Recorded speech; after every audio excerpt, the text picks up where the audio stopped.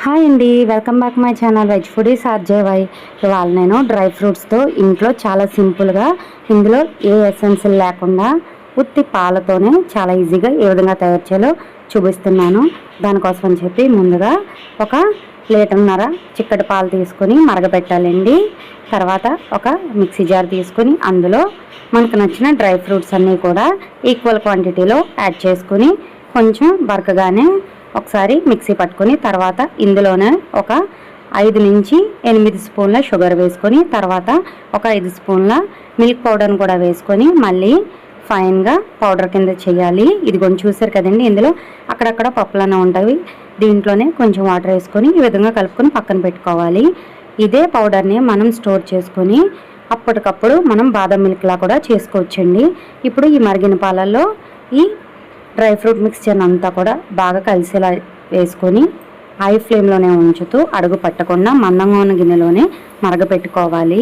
ఎందుకంటే అడుగు పట్టిందంటే మాడవాసన వస్తుంది. ఇలా వచ్చిందంటే మొత్తం ఐస్ క్రీమ్ ఫ్లేవర్ అంతా కూడా పాడైపోతుంది. నేను ఇందులో కొంచెం అంటే కొంచెం ఫుడ్ కలర్ యాడ్ చేశాను. డ్రై ఫ్రూట్స్తో పాటు యాలక్కాయ కూడా వేసానండి ఫ్లేవర్ కోసం అని చెప్పి. అందుకే మనకి ఇంకా వెనీలాతో అవసరం లేకుండా ఉంది.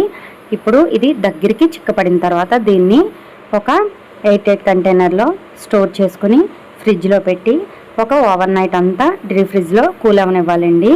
ఇది కూల్ అయిన దాన్ని మళ్ళీ ఒకసారి మిక్సీతో ఫైన్గా చేయాలండి. చూసారు కదండి ఎంత గట్టిగా ఉందో. దీన్ని మళ్ళీ కూడా ఒకసారి మిక్సీ పట్టుకోవాలి.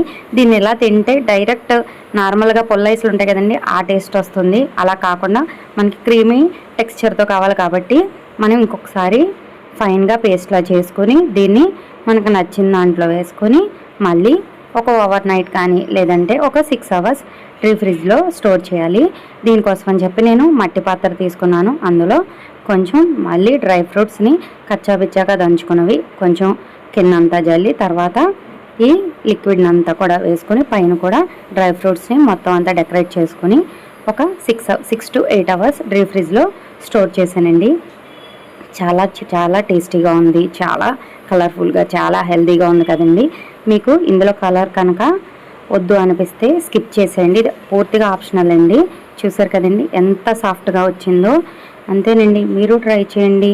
ఏ విధంగా ఉందో కామెంట్ బాక్స్లో కామెంట్ చేయండి. నా ఛానల్ ఎవరైనా కొత్తగా చూస్తున్నట్లయితే సబ్స్క్రైబ్ చేయండి, పక్కన ఉన్న బెల్ ఐకాన్ క్లిక్ చేయండి. మీ ఫ్రెండ్స్కి రిలేటివ్స్కి కూడా నా వీడియోస్ని షేర్ చేయండి. మీకు ఏదన్నా స్నాక్ ఐటెం కానీ లేదంటే డైట్ ఐటమ్స్ కానీ ఏదన్నా కర్రీస్ కానీ ఏం కావాలన్నా కామెంట్ చేయండి, చేయడానికి ట్రై చేస్తాను. Thanks for watching.